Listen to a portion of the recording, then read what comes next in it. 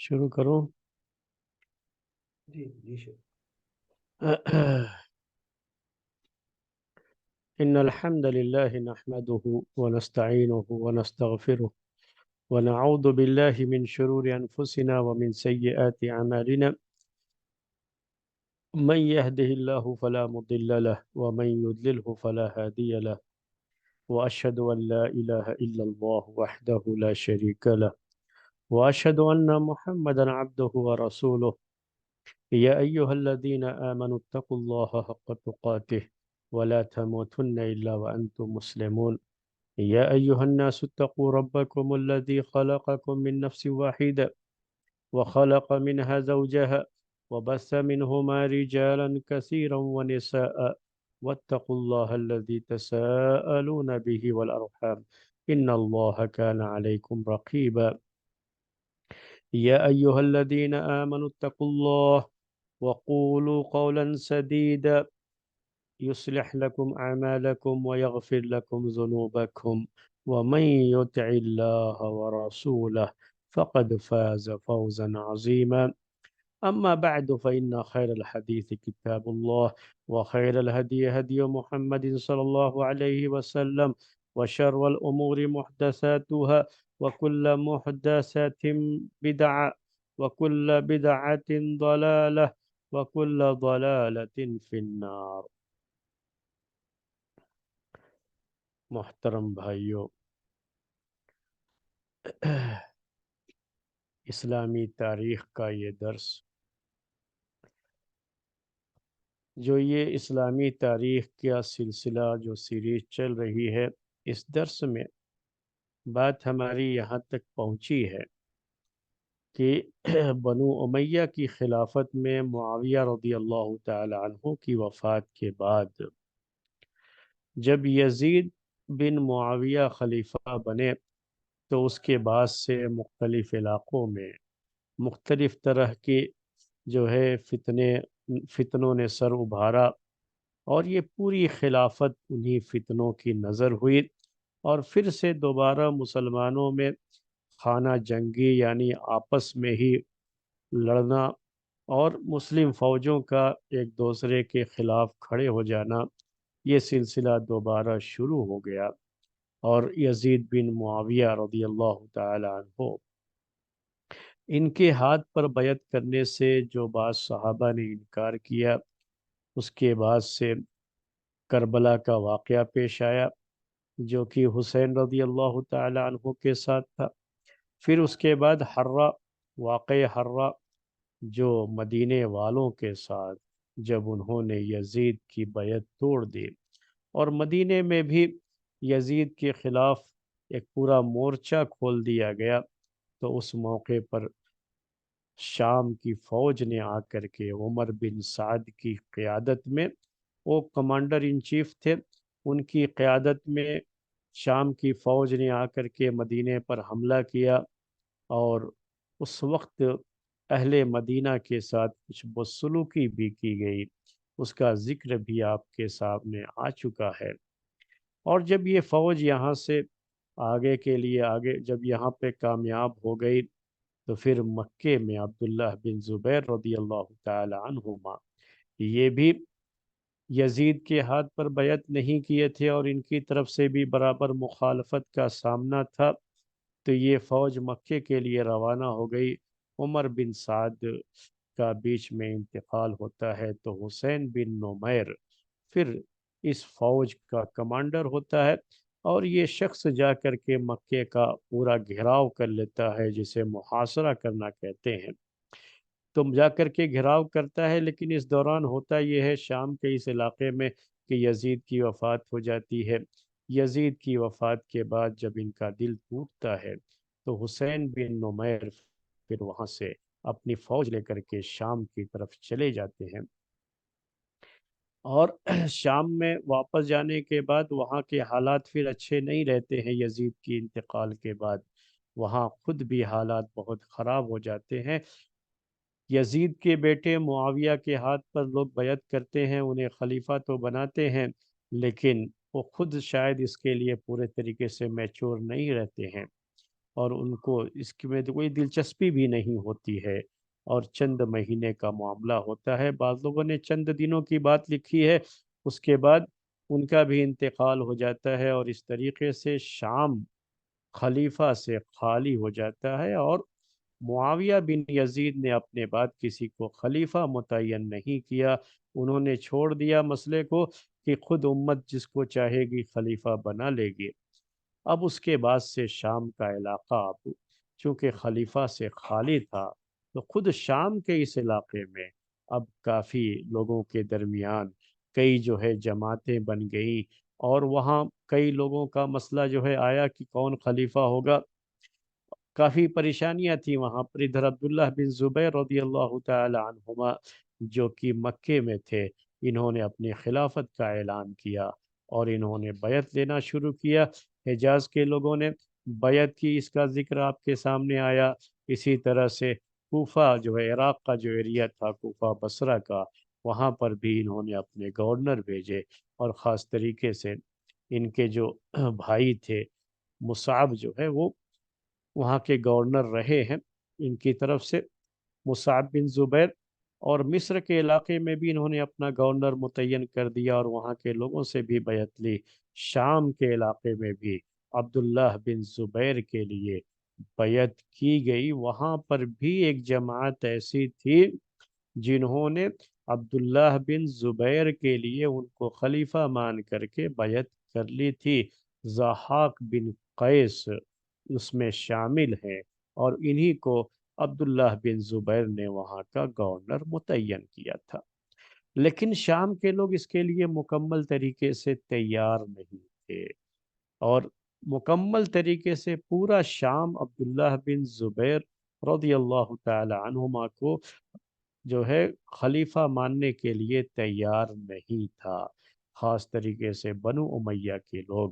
یا جو بنو امیہ کے حامی لوگ تھے وہاں پر، یعنی جو ان کی تائید کرنے والے لوگ تھے، وہ لوگ اس کے لیے تیار نہیں تھے۔ یہ ہم نے پہلے آپ سے ایک مرتبہ کہا ہے کہ یہ چیز جتنی ہم کو آسان لگتی ہے کہ اگر فلاں کو خلیفہ بنا دیا جائے، کوئی صحابی ہو تو جو ہے بڑا آسان ہوتا۔ یعنی یزید کے مسئلے میں اکثر لوگ یہ سوال کرتے ہیں، ہمارے ایک بھائی نے بھی آپ کے اس درس میں جو ہے سوال کیا تھا یہ کہ اگر معاویہ رضی اللہ تعالیٰ عنہ یزید کو نہ خلیفہ بناتے تو شاید یہ سب معاملات نہ ہوتے۔ تو پہلے تو یہ تاریخ کا حصہ ہے، ہم یہ باتیں نہیں کہتے اس کو، اور یہ اگر مگر کی باتیں اس میں نہیں کرنی چاہیے، لیکن ہم نے اس وقت ان سے یہ بات ذکر کی تھی، پھر سے اس کو جو ہے یاد دلاتا ہوں کہ آپ جو ہے اگر ان کے علاوہ بھی کسی کو خلیفہ بنا دیا جاتا تو ایسا کچھ نہیں ہے کہ سب لوگ مان جاتے اور پھر کہیں کوئی اختلاف نہیں ہوتا۔ تو یہ معاملہ تو خود عبداللہ بن زبیر کے اب اس جو ہے خلافت کو لے کر کے مسئلہ کھڑا ہوا ہے، حالانکہ وہ صحابی ہے اور بہت مشہور صحابی ہے، اور ان کا جو پورا جو ہے بیک گراؤنڈ ہے، ان کا جو ہے فیملی بیک گراؤنڈ، وہ آپ جانتے ہیں کہ وہ کتنے بڑے جو ہے، وہ کتنا بڑا فیملی بیک گراؤنڈ رکھتے ہیں۔ ابو بکر رضی اللہ تعالی عنہ ان کے نانا ہے، اللہ کے رسول صلی اللہ علیہ وسلم سے ان کا خاندانی رشتہ ہے۔ اور اسما رضی اللہ تعالی عنہا جو ان کی ماں ہے، وہ ابو بکر رضی اللہ تعالی عنہ کی بیٹی، وہ اللہ کے رسول صلی اللہ علیہ وسلم کی سالی ہوتی ہے۔ اسی طرح سے جو ہے یہ اما عائشہ رضی اللہ تعالیٰ عنہ اللہ کے رسول صلی اللہ علیہ وسلم کی بیوی، ان کی خالہ ہیں عبداللہ بن زبیر کی، اور بڑا ان کا گہرا رشتہ تھا ان کے ساتھ، اور ان کی تربیت میں یہ رہے ہیں عبداللہ بن زبیر، اور انہی کے جو ہے مناسبت سے اللہ کے رسول صلی اللہ علیہ وسلم نے اما عائشہ رضی اللہ تعالی عنہا کو اس وقت جب انہوں نے کہا، ان کی کوئی اولاد نہیں تھی، کوئی بچہ نہیں تھا، تو جب بچہ پیدا ہوتا ہے تو وہاں سے کنیت ہوتی ہے۔ عربی میں کنیت کا مطلب یہ ہوتا ہے کہ بچے کے نام کے ساتھ باپ کے لیے اب کا لفظ استعمال کرتے ہیں، ماں کے لیے کا لفظ استعمال کرتے ہیں۔ تو جیسے سلمہ، سلمہ بیٹے کا نام ہے، تو سلمہ کی ماں، ماں کو کہیں گے سلمہ کی ماں، سلمہ کہتے ہیں۔ اور باپ کو ابو سلمہ کہتے ہیں، تو اسی کو کنیت کہا جاتا ہے عربی زبان میں۔ تو عربوں میں چونکہ کنیت کا بڑا رواج تھا، تو اما عائشہ رضی اللہ تعالی عنہا کی کوئی اولاد نہیں ہے، تو ان کی کنیت نہیں بنی تھی اسی وجہ سے۔ تو جب انہوں نے اللہ کے رسول صلی اللہ علیہ وسلم سے درخواست کی کہ میری تو کوئی کنیت نہیں ہے، ان کی خواہش تھی کہ ان کی بھی کوئی کنیت ہو، تو کہا کہ جو ہے خالہ تو ماں کے برابر ہی ہوتی ہے، ماں کی بہن ہوتی ہے خالہ، تو ایسا کرو کہ تم جو ہے ام عبداللہ کنیت رکھو۔ عبداللہ یہی ہے عبداللہ بن زبیر، تو انہی کے نام کے ساتھ اما عائشہ رضی اللہ تعالی عنہ کی کنیت رکھی گئی تھی ام عبداللہ۔ تو اتنے جو ہے کلوز تھے یہ اس فیملی کے ساتھ، اور ان کے اتنا بڑا ان کا بیک گراؤنڈ تھا، اور علم کے لحاظ سے بھی عبداللہ بن زبیر یہ ان 4 صحابہ میں سے ہیں جن کو محدثین عبادلہ اربعہ کہتے ہیں، یعنی صحابہ کرام میں 4 ایسے لوگ جن کا نام عبداللہ ہے، اور علم کے میدان میں ان کی بڑی خدمات رہی ہیں، حدیث کے میدان میں ان کی بڑی روایات رہی ہیں۔ تو ان میں سے ایک عبداللہ بن زبیر رضی اللہ تعالی عنہما بھی ہیں 4 میں سے۔ ایک عبداللہ ابن عباس، عبداللہ ابن عمر، عبداللہ بن زبیر، عبداللہ بن عمر بن عاص، تو یہ 4 میں سے ایک ہیں۔ عبداللہ ابن مسعود اس میں شامل نہیں ہے، ان کی وفات ہو چکی تھی اس کے بعد۔ یہ ایک کہہ لیجئے کہ آج کے زمانے میں کہنا ہو تو یہ ایک جو ہے ٹرم ہے،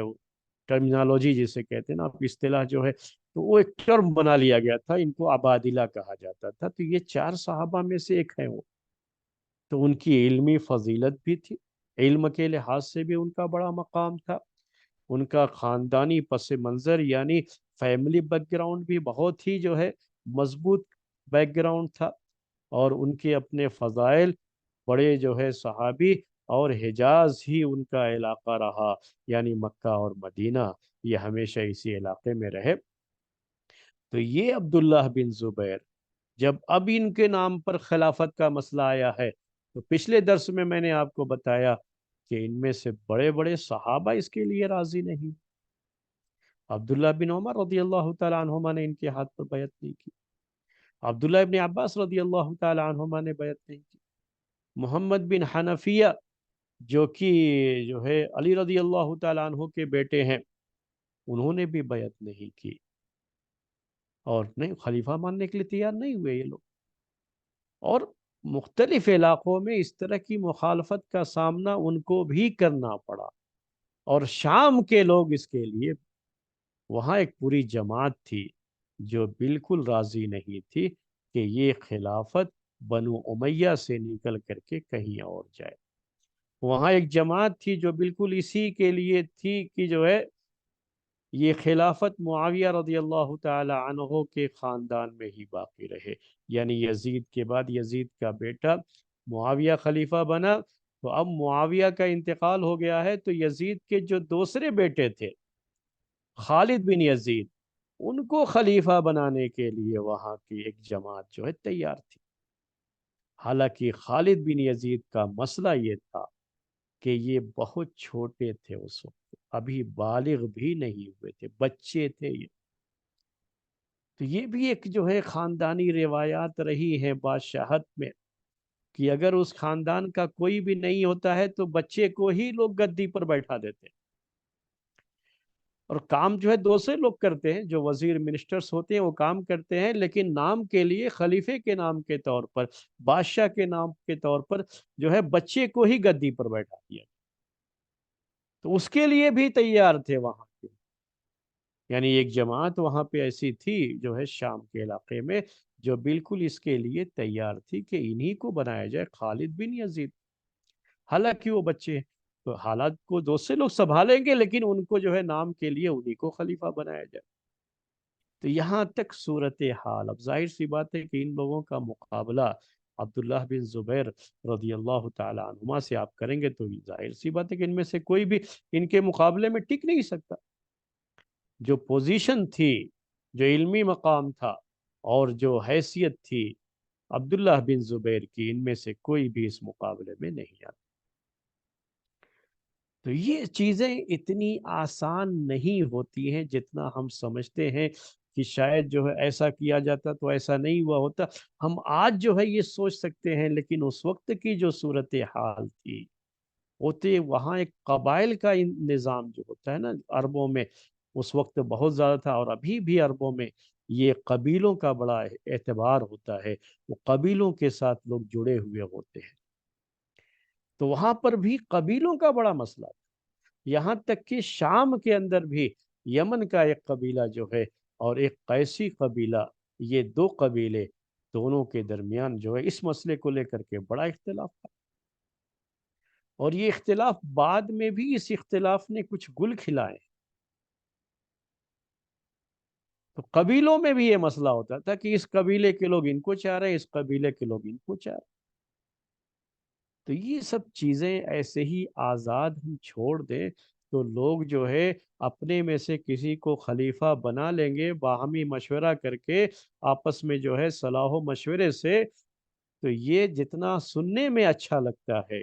اتنا جب یہ چیز عمل میں آئے گی، ایک بہت چھوٹی سی جماعت کو تو بات دوسری ہوتی ہے نا. یہ پورا علاقہ ہے دور دور تک پھیلا ہوا، اور سارے لوگ کسی ایک پر جو ہے اتفاق کر لیں،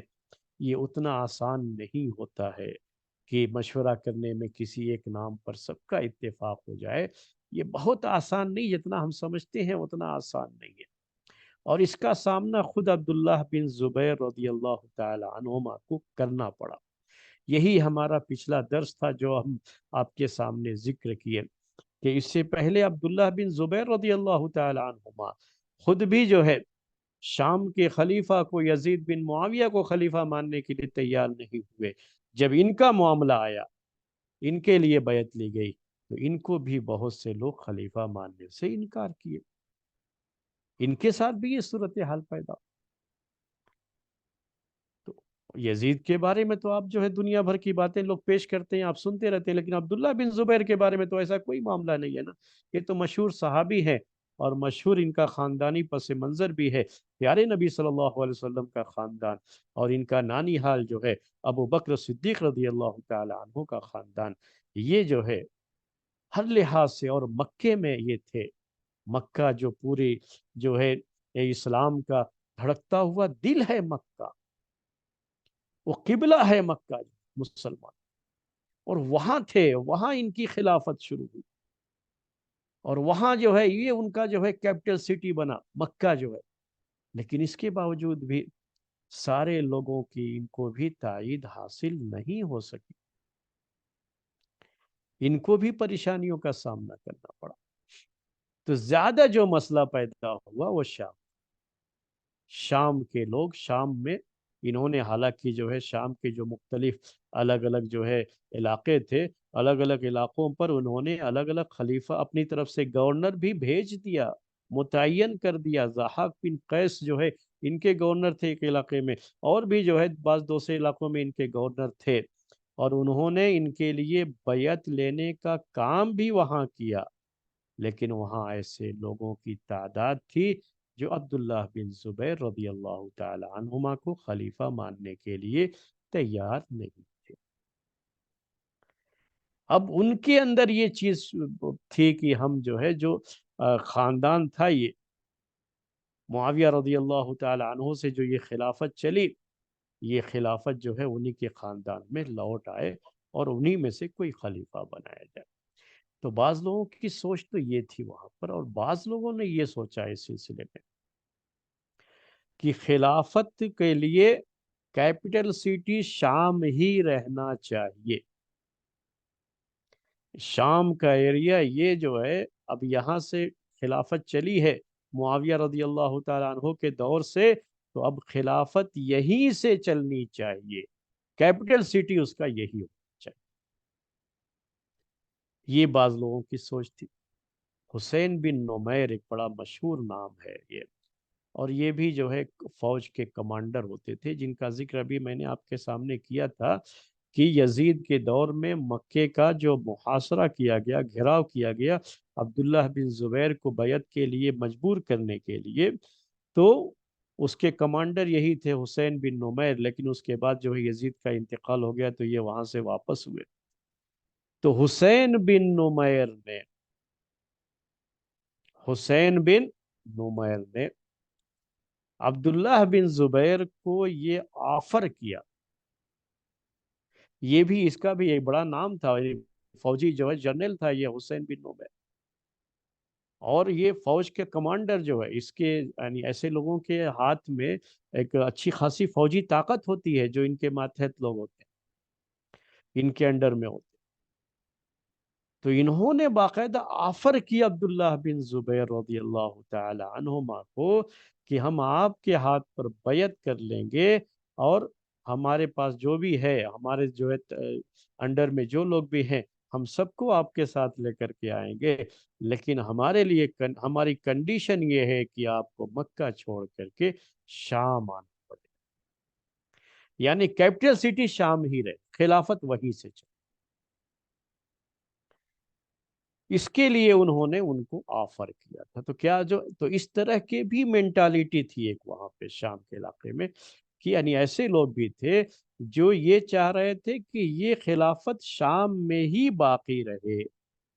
ہوتا ہے بعض لوگوں کی الگ الگ سوچ ہوتی ہے نا لوگوں کی. بعض لوگوں کی یہ سوچ ہوتی ہے کہ اس قبیلے میں باقی رہے، بعض لوگوں کی یہ سوچ کہ یہ اس علاقے میں باقی رہے. تو یہ سب لوگوں کی سوچ، سب لوگوں کی مینٹالٹی اور سب کی تھاٹ جو ہے نا، سب کو ایک پلیٹ فارم دے دینا، یہ اتنا آسان نہیں ہوتا ہے. یہاں یہ بات بھی آپ کے سامنے ذکر کر دوں کہ مروان بن حکم، جس کی زندگی زیادہ تر حجاز کے علاقے میں ہی گزری تھی، اور یہ مدینے کا گورنر تھا مروان جب معاویہ رضی اللہ تعالی عنہ خلیفہ تھے. تو اچھی خاصی جو ہے ان لوگوں کے جو ہے خاندان کے لوگ تھے یہاں مدینے میں اور جو ہے مکے میں، یعنی لوگوں کا جو ہے وہاں پہ جن کو مروانی کہا جاتا ہے یا بنو امیہ کے لوگوں کو کہا جاتا ہے، کہ بنو امیہ کے اموی لوگ تھے وہاں پہ.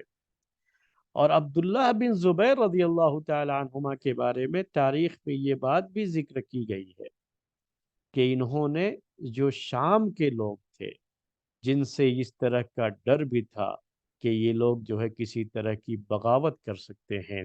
یا حکومت کے خلاف کوئی سازش کر سکتے ہیں، تو ان کے خلاف بھی باقاعدہ انہوں نے مورچہ کھول دیا فوری طور پر. اور جتنے بھی لوگ تھے حجاز کے علاقے میں ان کو یعنی قید جو ہے کہہ لیجیے ایک طرح سے، یعنی آج کے دور میں تو جو ہے جیل میں ڈال دیتے ہیں، تو اس زمانے میں جیلیں الگ الگ سے بنی ہوئی جیل تو نہیں ہوتی تھی، لیکن کچھ اس طرح کا معاملہ ان کے ساتھ کیا گیا کہ ان کو ان کے علاقوں میں نظر بند کر دیا گیا. اور ایک آرڈر ان کی طرف سے پاس ہوا عبداللہ بن زبیر رضی اللہ تعالی عنہما کی طرف سے کہ آپ سب لوگ شام چلے جاؤ. تو مروان تو ان لوگوں کو لے کر کے جو ہے کسی طرح سے، جو بھی لوگ تھے وہ بڑے ان لوگوں کے ساتھ بھی تھوڑا ظلم کیا گیا، پھر جو ہے یعنی اچھا سلوک نہیں کیا گیا ان کے ساتھ. تو وہ کسی طرح سے لوگوں کو، بنو امیہ کے لوگوں کو نکال کر کے شام لیتے گئے، کہ شام کے علاقے میں بنو امیہ کے لوگوں کی جو ہے ایک طاقت تھی، اور وہاں جو ہے ان کے لیے تھوڑی آسانی رہے گی، وہ وہاں لے کر کے. اس چیز کو بعض مورخین نے، یعنی جو تاریخ کے انالائسس جو انالائز کرتے ہیں اس کو، یعنی تاریخ کے واقعات کا تجزیہ کرتے ہیں، انہوں نے یہ بات لکھی ہے کہ یہ عبداللہ بن زبیر رضی اللہ تعالی عنہما کی بڑی غلطی تھی جو انہوں نے ان کو شام جانے دیا اور وہاں سے نکلنے دیا ان کو، یہ ان کی بڑی جو ہے غلطی. مروان جو حجاز کے ہی علاقے میں رہا اور مدینے کا گورنر تھا یہ، اور کافی سالوں تک گورنر رہا ہے، اور وہاں کی حالات کو اس کا اچھا علم رہا ہے مروان، اور بڑا سیاست یعنی سیاسی میدان کا بڑا ماہر کھلاڑی جو ہے مروان. ان کے بارے میں تھوڑا اختلاف ہے، میں تھوڑا وہ ذکر کر دوں آپ کے سامنے کہ یہ صحابی ہے یا نہیں ہے.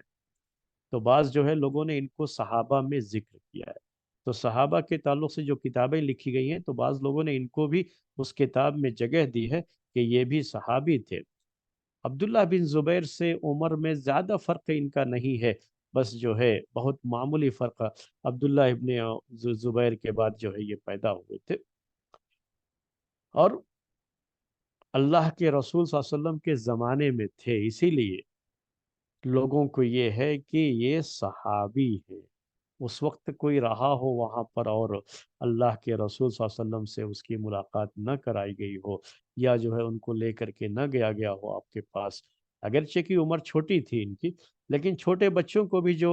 گئے اللہ کے رسول صلی اللہ علیہ وسلم کے پاس لوگ لے کر کے اور آپ سے ملاقات ہوئی، تو ان سب کو بھی صحابہ ہی میں شمار کیا جاتا ہے۔ تو بعض لوگوں نے ان کو، مروان کو، صحابی مانا ہے، اور بعض لوگوں نے صحابی نہیں مانا ہے، تب بھی جو ہے بڑے تابعین میں سے۔ تو ان کا بھی جو ہے حجاز کے اسی علاقے میں، یعنی صحابہ ہی کے درمیان یہ بھی پلے بڑھے ہیں، انہی کے درمیان انہوں نے زندگی بسر کی تھی اور اس علاقے کو اچھا جانتے تھے۔ تو ایک روایت میں یہ بیان ہے، یہ ذکر کیا گیا ہے کہ مروان بھی تیار تھے اس کے لیے کہ عبداللہ بن زبیر کے ہاتھ پر بیعت کر لیں اور ان کو خلیفہ مان لیا جائے، کیونکہ عبداللہ بن زبیر سے مروان کی اگر کہا جائے تو تھوڑی دوستی تھی۔ اگر آج کے دور میں کہوں تو ان کا آپس میں تھوڑا ملنا جلنا بھی تھا، کیونکہ یہ دونوں اس وقت عثمان رضی اللہ تعالی عنہ کے ساتھ تھے جب عثمان رضی اللہ تعالی عنہ پر بلوائیوں نے حملہ کیا تھا۔ اس تاریخ کو تھوڑا یاد دلا دوں آپ کو، جو مختلف علاقوں سے لوگ آ کر کے عثمان رضی اللہ تعالی عنہ کے خلاف مورچہ کھول کر کے ان کے اوپر جو حملہ کیا گیا تھا، تو جو لوگ اس وقت ان کے پاس تھے اور ان کا ساتھ دیے تھے، ان میں سے عبداللہ بن زبیر بھی تھے اور یہ مروان بن حکم بھی تھے، دونوں وہاں پر تھے۔ تو مروان بن حکم کو ایک یہ بھی حاصل تھی کہ عثمان رضی اللہ تعالی عنہ کو جب شہید کیا گیا تھا تو اس موقع پر عثمان رضی اللہ تعالی عنہ کی طرف سے ان کا ساتھ دینے والوں میں سے ایک یہ بھی تھے، مروان بھی۔ تو عبداللہ بن زبیر بھی تھے، تو دونوں کا اس طرح سے جو ہے ایک طرح کا رابطہ بھی تھا ہی، اور اسی کو لے کر کے مروان بن حکم عبداللہ بن زبیر کے ساتھ ایک اچھا جو ہے تعلق رکھتے تھے۔ تو یہ تو خواہش تھی ان کی کہ انہی کو خلیفہ مان لیا جائے اور مسئلہ ختم ہو جائے، پھر سے جو ہے امت اکٹھی ہو جائے۔ لیکن جب ان لوگوں کے خلاف سختی برتی گئی اور یہ لوگ جو ہے نکل گئے حجاز سے اور شام کی طرف جانے لگے، تو بعض لوگوں نے کیا کیا کہ عبداللہ بن زبیر کی یہ غلطی مانتے ہیں بعض مورخین کی، انہوں نے خلاف پھر سے ایک محاذ بن گیا شام والوں کا، اور یہیں سے عبداللہ بن زبیر کے لیے پریشانیاں شروع۔ اب یہ لوگ جب چلے گئے وہاں سے، تو جو ہے تاریخ میں یہ بات بھی ذکر کی ہے بعض لوگوں نے کہ راستے میں جب یہ لوگ تھے تب اس کا احساس جو ہے عبداللہ بن زبیر کو ہوا کہ شاید یہ فیصلہ اتنا مناسب نہیں رہا کہ ان لوگوں کو یہاں سے نکال دیا گیا اور شام بھیج دیا گیا۔ ظاہر سی بات ہے کہ نکالا جائے گا تو شام ہی جائیں گے، وہی ان کا علاقہ تھا۔ تو انہوں نے پھر کچھ لوگوں کو بھیجا جو ہے کہ ان کو راستے سے پکڑ کے لانے کے لیے، لیکن تب تک یہ لوگ کافی دور نکل چکے تھے اور اس طرح سے یہ لوگ شام پہنچ گئے۔ مروان بن حکم کے اندر جو ایک طرح سے عبداللہ بن زبیر رضی اللہ تعالی عنہما کو لے کر کے ایک نرم گوشہ تھا اور وہ خلیفہ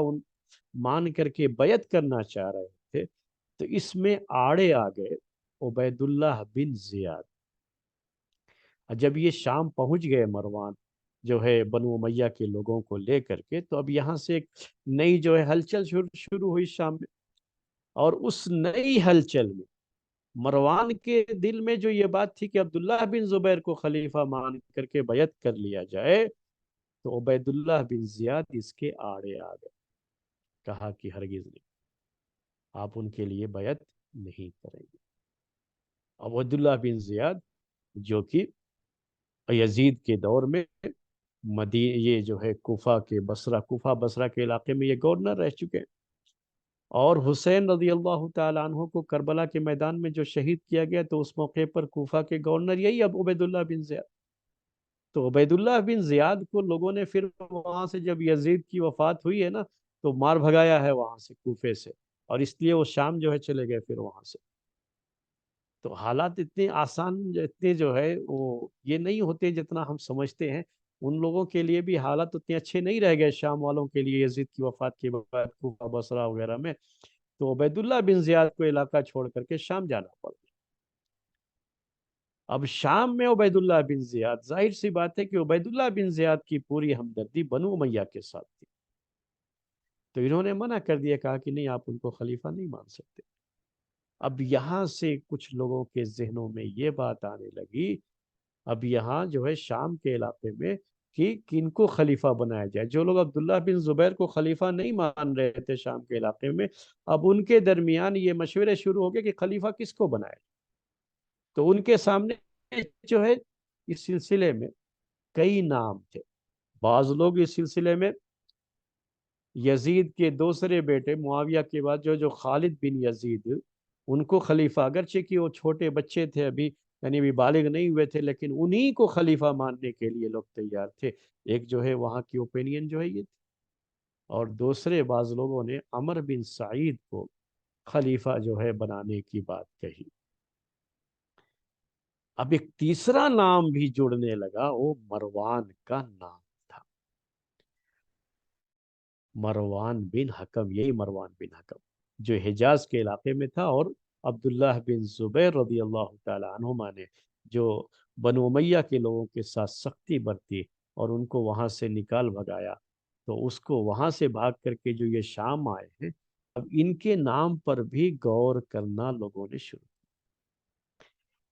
اب یہ لوگ جو عبداللہ بن زبیر رضی اللہ تعالی عنہما کو خلیفہ ماننے کے لیے تیار نہیں تھے شام کے لوگ، انہوں نے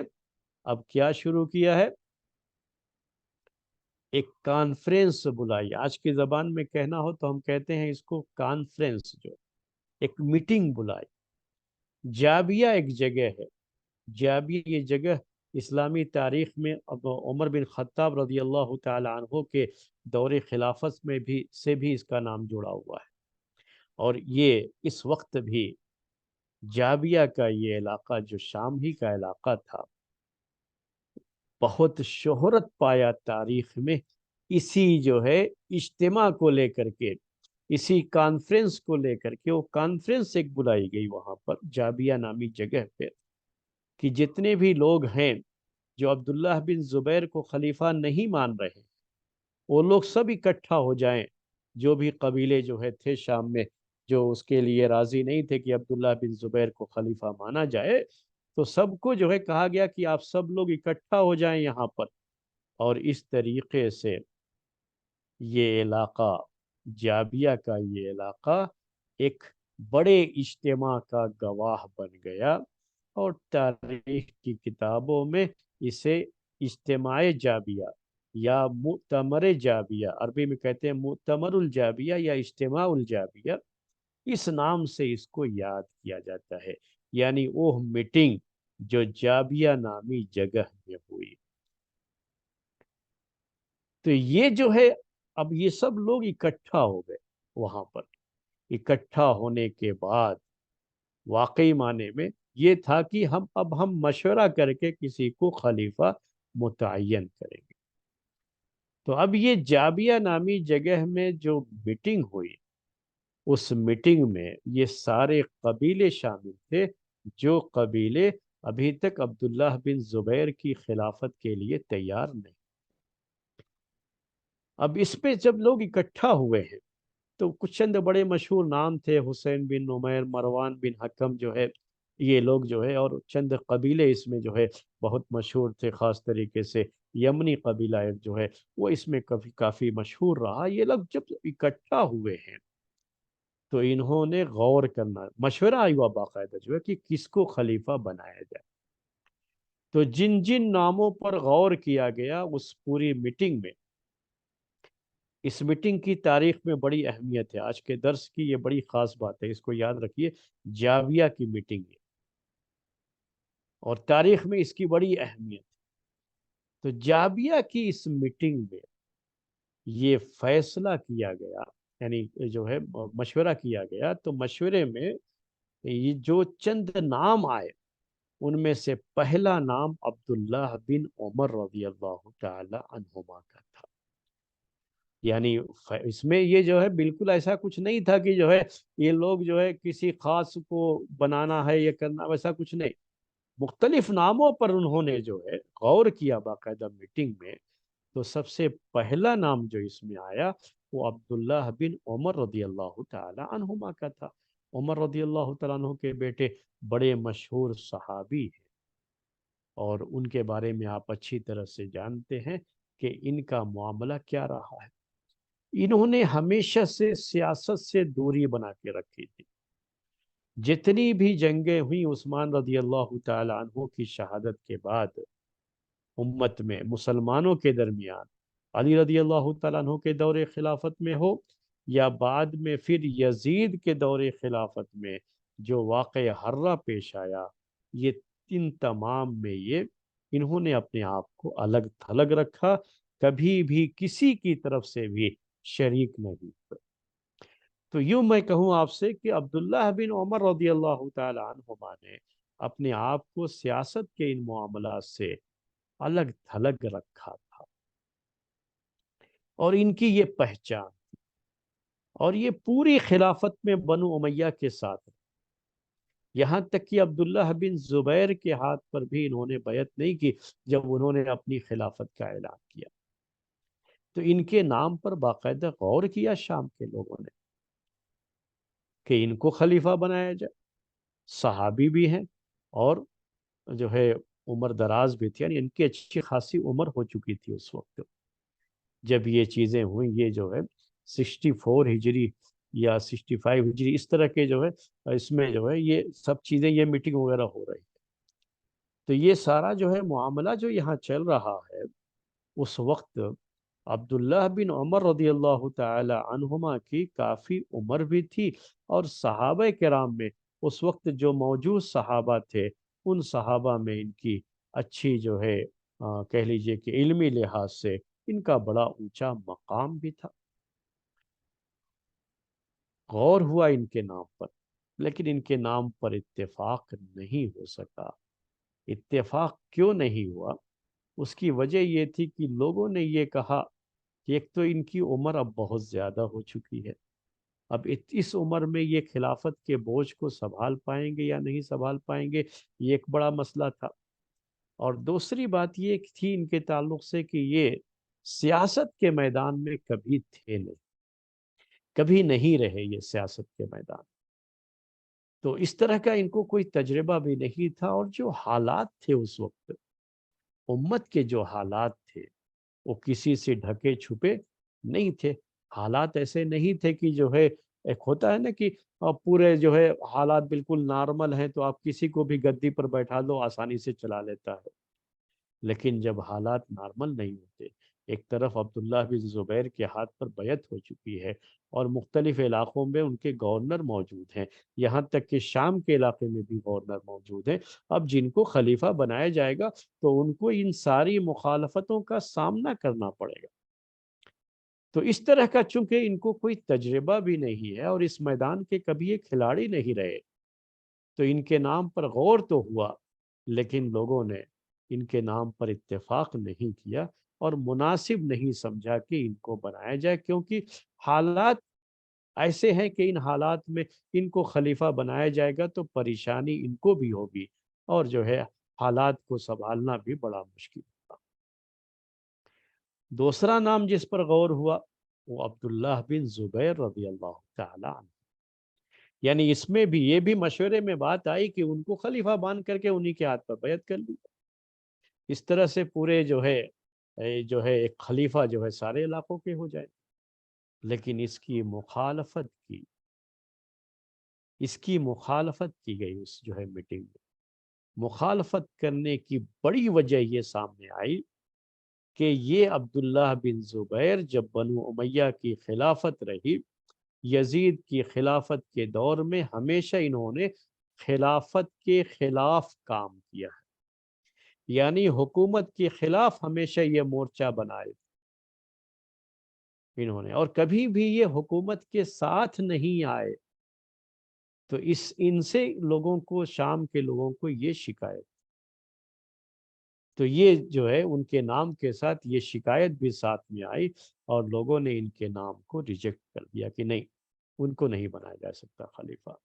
کیونکہ یہ بنو امیہ کے کبھی بھی جو ہے مخالف رہے۔ یعنی بنو امیہ کے بجائے ہم یہ کہیں کہ یزید کی جو حکومت رہی، اس پوری حکومت میں یہ ہمیشہ سے ان کے مخالف ہونے کا ہی رول انہوں نے ادا کیا، انہوں نے اپوزیشن رول پلے کیا اس میں۔ تو ان کے نام پر غور ہوا لیکن ان کو بھی ریجیکٹ کیا گیا۔ اب اس کے بعد ابھی ہم نے آپ سے کہا تھا کہ خالد بن یزید، یزید کے ایک بیٹے یہ خالد، جو ایک تو معاویہ تھے بیٹے جن کو خلیفہ بنایا بھی گیا، لیکن اس کے بعد جو ہے ان کی وفات بھی ہو گئی، اور یہ چند دن یا چند مہینے، 2-3 مہینے ہی جو ہے یہ خلیفہ رہے،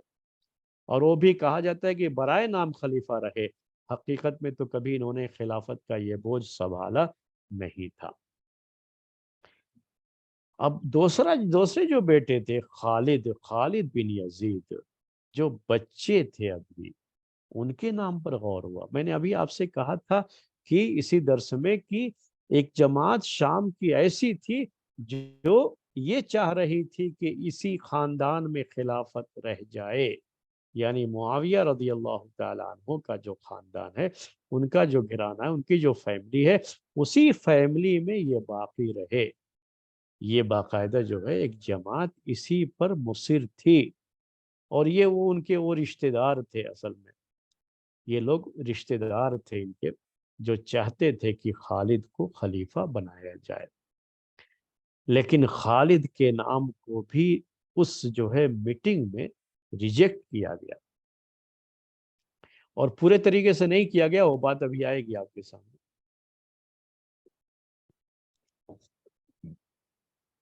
نام تو آیا یہ، لیکن پہلا مسئلہ جو ان کے تعلق سے پیش کیا گیا ان کو جو ہے ریجیکٹ کرنے کے لیے، کہ ان کی عمر بہت کم ہے، ابھی بالغ بھی نہیں تھے۔ تو ایک بچے کو ایسے حالات میں خلیفہ بنایا جائے جن حالات میں خود شام کے بھی سارے لوگ، ظاہر سی بات ہے کہ خلیفہ نہیں مانیں گے، شام میں بھی عبداللہ بن زبیر رضی اللہ تعالی عنہما کی طرف سے گورنر موجود تھے، ضحاک بن قیس، اور بھی دوسرے جو ہے بعض علاقوں میں اور دوسرے گورنر بھی، تو وہ لوگ تو چھوڑ نہیں دیں گے۔ اور ضحاک بن قیس ایک ایسا نام تھا جو پورا جو ہے شام کے علاقے میں ان کی بھی اچھی خاصی پکڑ تھی، اور انہوں نے شام کے علاقے میں اپنی زندگی گزاری تھی، وہاں کے حالات کے تعلق سے وہ اچھی طرح سے جانتے تھے۔ میرے کہنے کا مطلب یہ کہ آج کی زبان میں کہوں تو وہاں پر ان کی بھی بہت پکڑ تھی، اور وہ عبداللہ بن زبیر رضی اللہ تعالی عنہما کی طرف سے وہاں گورنر ہیں، تو جو بھی خلیفہ بنے گا سب سے پہلے تو انہی سے مخالفت ہوگی اس کی، اور سامنا کرنا پڑے گا ان کے ساتھ، اور الضحاک بن قیس کے ساتھ بھی ایک فوج تھی۔ تو میں کہہ رہا تھا آپ سے یہ کہ یہ چیز ہے، تو یہ اس کو لے کر کے کہ بچہ ہے ابھی یہ خالد، اور جو حالات ہیں ان حالات میں ایک تجربہ کار آدمی کی ضرورت ہے، ایکسپیرینس ہولڈر ہو، کہ اس طرح کی سچویشن میں کس طرح سے جو ہے معاملات کو سلجھایا جاتا ہے، اور کیسے ہینڈل کیا جاتا ہے، کیسے ڈیل کیا جاتا ہے معاملات کو، کیسے پیش آیا جائے گا ضحاک بن قیس کے ساتھ اور عبداللہ بن زبیر رضی اللہ تعالی عنہما کے ساتھ۔ یہ ساری چیزیں لوگوں کے ذہنوں میں آئیں، تو لوگوں نے کہا کہ خالد کو چونکہ بچے ہیں وہ یہ سب کام نہیں کر سکتے، تو پھر پریشانی ہی باقی رہے گی، فائدہ کچھ نہیں ہوگا۔ تو اس طرح سے ان کا نام بھی ریجیکٹ کیا گیا، لیکن پورے طریقے سے ریجیکٹ نہیں ہوا ہے، کیونکہ ہم نے کہا کہ ایک قبیلہ جو ہے پورے طریقے سے ان کے سپورٹ میں تھا، تو اس کا تھوڑا لحاظ کیا گیا ہے، جو آگے بات ہے۔ ایک اور نام اس پر غور کیا گیا، وہ عمر بن سعید کا تھا، لیکن ان کے نام پر بھی اتفاق نہیں ہوا۔ البتہ جو ہے ایک جو ہے جماعت ان کی تائید میں تھی، تو ان کو بھی خوش رکھنا ہے، ساتھ میں رکھنا ہے، اس لیے ان کو بھی ریجیکٹ تو کیا گیا لیکن پورے طریقے سے نہیں کیا گیا۔ تو خالد اور عمر بن سعید، خالد بن یزید اور عمر بن سعید، یہ دو نام ہیں جن کو ریزرو رکھا گیا۔ ابھی ریجیکٹ تو کیا گیا لیکن ریجیکٹ کرتے ہوئے ریزرو رکھا گیا ان کو۔ اور اس کے بعد جو نام پیش ہوتا ہے وہ مروان بن حکم کا ہے۔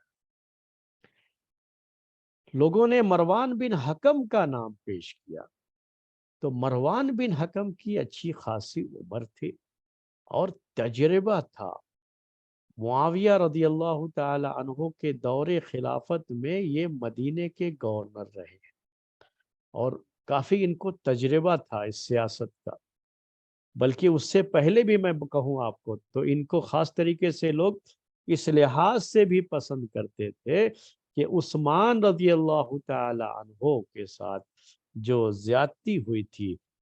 مدینے میں، اور جو بلوائیوں نے ان کے اوپر حملہ کیا تھا، تو عثمان رضی اللہ تعالی عنہ کے پاس رہ کر کے ان کا ساتھ دینے والوں میں مروان کا نام تھا۔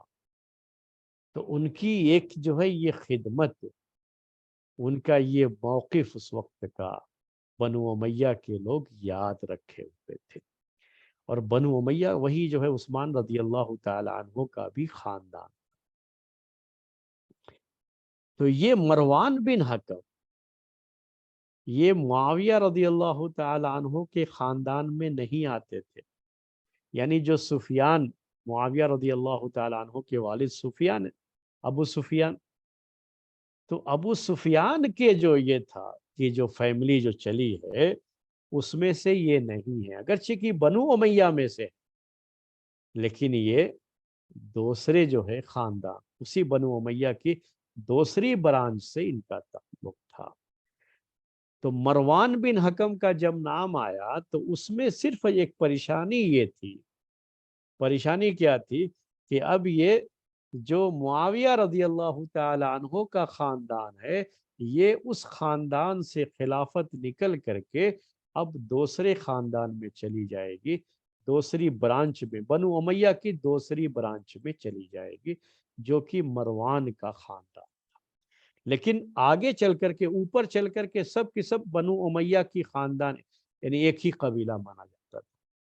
تو یہ سب کی سب لوگ بنو امیہ کے، اسی لیے اس خلافت کو کہا جاتا ہے خلافت بنی امیہ۔ لیکن سفیان کے جو خاندان ہوا، سفیان کے بعد ابو سفیان رضی اللہ تعالیٰ عنہ صحابی، ان کے بعد جو معاویہ رضی اللہ تعالیٰ عنہ، پھر یزید کے بیٹے معاویہ، جو یہ خاندان تھا، اس سے ان کا تعلق نہیں تھا۔ تو گویا کہ اب اس خاندان سے نکل کر کے دوسرے خاندان میں، بنو امیہ کے دوسرے خاندان میں یہ خلافت چلی جائے گی۔ لیکن دو نام پہلے اور بھی آ چکے ہیں، میں نے آپ سے کہا دو نام اور کیا تھے، خالد بن یزید جو کہ اسی خاندان کے ہیں، اور دوسرے عمر بن سعید۔ تو ان کو پورے طریقے سے ریجیکٹ کیوں نہیں کیا گیا، ریزرو رکھا گیا کہ قبیلے، بعض قبیلے ان کے سپورٹ میں تھے، ان کو بھی ساتھ میں رکھنا تھا ابھی حالات کے لحاظ سے۔ تو یہ طے پایا اس میں کہ مروان بن حکم کو خلیفہ نامزد کیا جائے، اور ان کے نام پر اتفاق ہوا، مروان بن حکم کے نام پر اتفاق ہوا۔ ان کا جو بیک گراؤنڈ تھا سیاست کے لحاظ سے، اور جو یہ بچپن سے ہی یہ سیاست کے میدان میں تھے، یہ میں نے آپ سے کہا کہ پہلے سے ہی انہوں نے کافی خدمات انجام دی ہے اس میں، اور ان کا بڑا نام تھا، اور یہ گورنر رہے ہیں پہلے سے معاویہ رضی اللہ تعالیٰ عنہ کے دور خلافت سے۔ تو ان کو تجربہ، اور ایک تجربے کار آدمی کی، ماہر سیاستداں کی، ایک ماہر اسپورٹ لیڈر کی ضرورت تھی ان کو، جو حالات کو سنبھال سکے، کیونکہ اس وقت حالات ان کے موافق نہیں تھے۔ عبداللہ بن زبیر کے ہاتھ پر بیعت ہو چکی تھی، اور مختلف علاقوں میں، حجاز کا علاقہ، عراق کا علاقہ، مصر کا علاقہ، ان سارے علاقوں میں عبداللہ بن زبیر رضی اللہ تعالی عنہما ہی کے گورنر موجود تھے، انہی کو خلیفہ مانے ہوئے تھے۔ اور شام کے علاقے میں بھی ایسا تھا کہ ایک جماعت ان کے جو ہے خلیفہ مان چکی تھی، اور ان کے گورنر وہاں کے علاقے میں بھی موجود تھے۔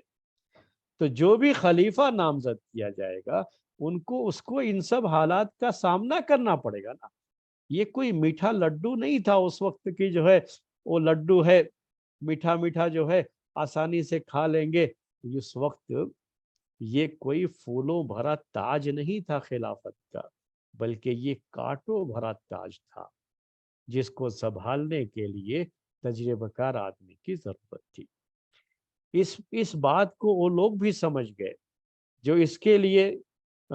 جو ہے تیار تھے کہ خالد بن یزید کو خلیفہ بنایا جائے، اور جو لوگ عمر بن سعید کو خلیفہ بنانا چاہ رہے تھے وہ بھی اس بات کو سمجھ رہے تھے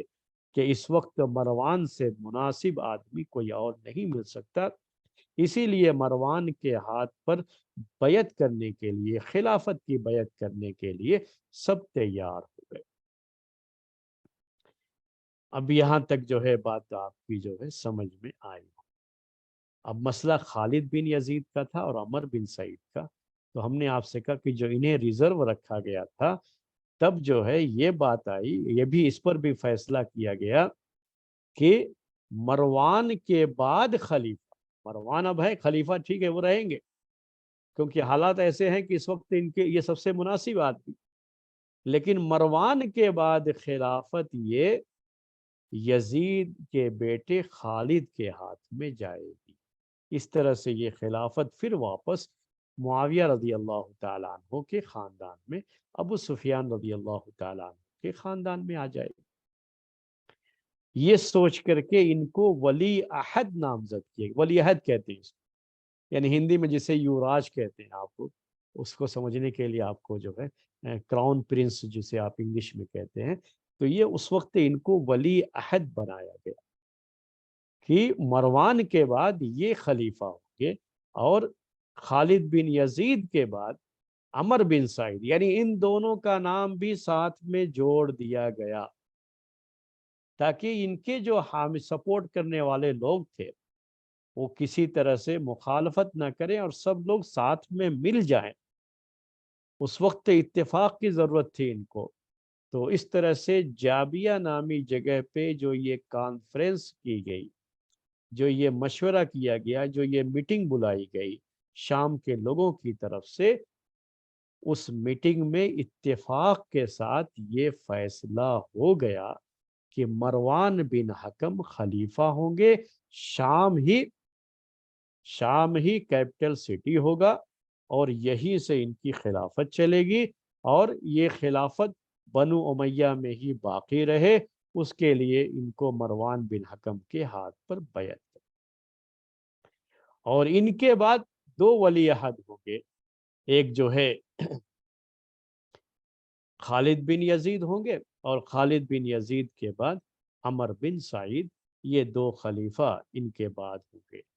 اس طرح سے نامزد کر دیا گیا، ان کو متعین کر دیا گیا، اور ان کے ہاتھ پر بیعت کر لی گئی، اور اب یہاں سے مروان بن حکم کی خلافت شروع ہوتی ہے۔ کہاں پہ؟ شام کے علاقے میں، اور پہلے سے اپنے آپ کو خلیفہ ڈکلیئر کر چکے ہیں عبداللہ بن زبیر، کہاں پہ؟ مکے کے اندر، اور ان کے ہاتھ پر بیعت کر لی ہے لوگوں نے، اچھی خاصی تعداد ہے، چند صحابہ کو چھوڑ کر کے جن کا ذکر ہم نے آپ کے سامنے پہلے کیا۔ اور شام کا یہ علاقہ جو ماننے کے لیے تیار نہیں تھا، جو اب مروان بن حکم کو خلیفہ جو ہے نامزد کر دیا ہے، ان کے علاوہ بقیہ لوگ جو ہے ان کو خلیفہ مان چکے تھے، اب ان کے خلیفہ ہوتے ہوئے یہاں ایک اور خلیفہ کے ہاتھ پر بیعت کر لی گئی جس کا نام مروان بن حکم ہے، اور ان کا دارالخلافہ شام ہوگا۔ اور یہی جو ہے وہ جابیہ کی کانفرنس ہے، جابیہ کی وہ میٹنگ ہے جس کا تاریخ میں بڑا نام ہے۔ وہ پوری میٹنگ میں جو بات ہوئی وہ باتیں آج کے درس میں نے آپ کے سامنے ذکر کر دی ہیں۔ وہ بات جو ہے آپ کو سمجھ میں آ گئی ہوگی۔ حالات دیکھیے اتنے آسان نہیں ہوتے ہیں۔ عبداللہ بن زبیر رضی اللہ تعالی عنہما کو بھی اب مخالفت کا سامنا کرنا پڑ رہا ہے۔ اب سوچئے تھوڑی دیر کے لیے، یعنی یہ سب حالات ہیں جو ہے، یہ جو ہے یہ ہوتے ہیں سیاسی حالات میرے بھائی۔ یہ اس وقت کی باتیں ہیں جب صحابہ کی ایک جماعت بھی ابھی زندہ تھی، اور یہ وہ لوگ تھے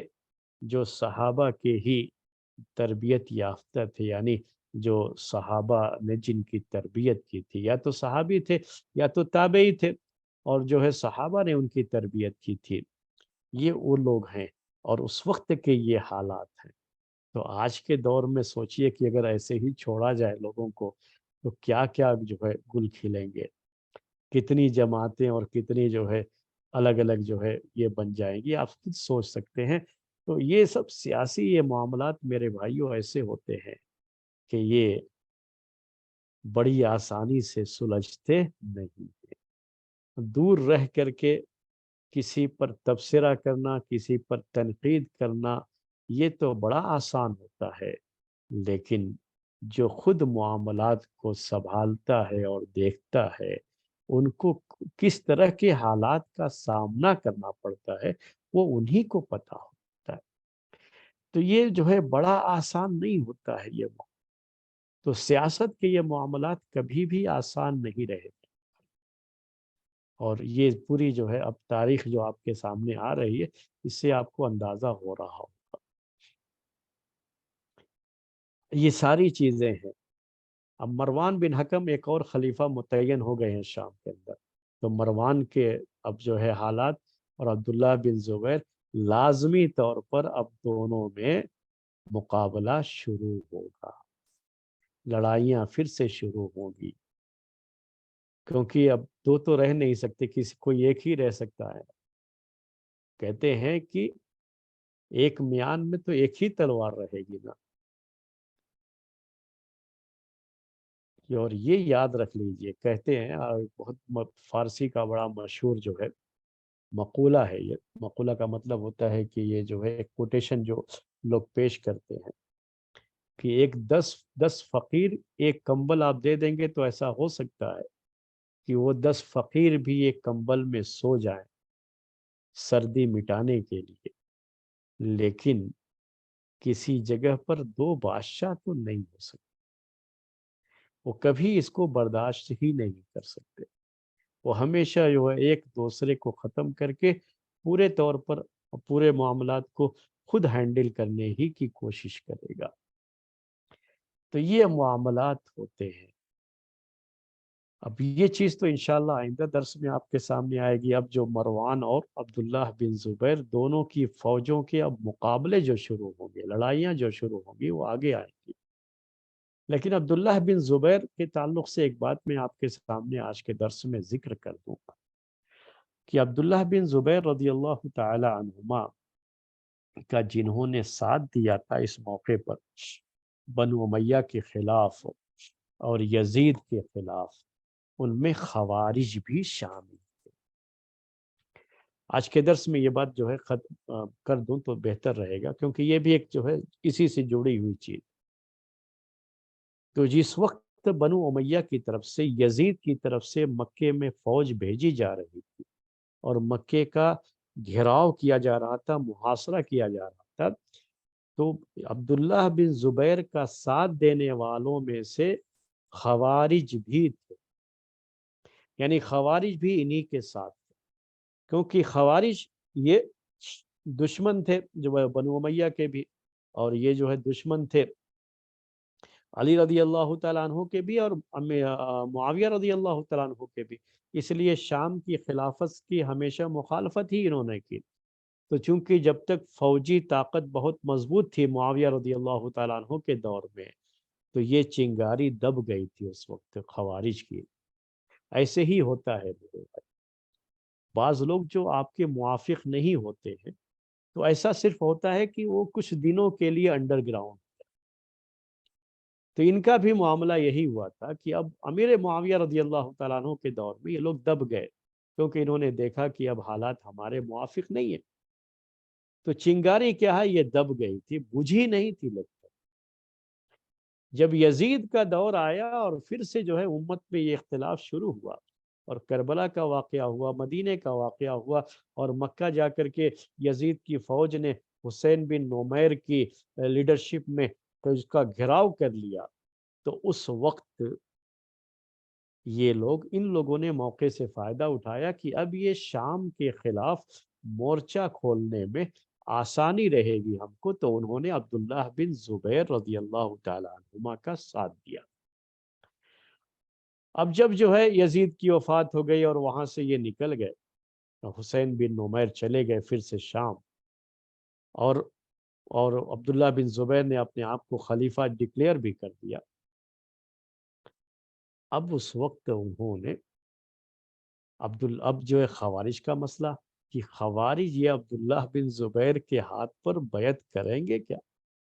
ان کو خلیفہ مانیں گے کیا؟ تو خوارج نے بھی عبداللہ بن زبیر کو خلیفہ نہیں مانا، اور ان کی جماعتیں تھیں خاص طریقے سے عراق کے علاقے، کوفہ بصرہ کا جو علاقہ تھا، تو ابھی بھی ان کی جماعتیں موجود تھیں وہاں پر. اور انہوں نے وقتی طور پر عبداللہ بن زبیر کا ساتھ دیا تھا، تو یہ عبداللہ بن زبیر سے محبت کی وجہ سے نہیں تھا،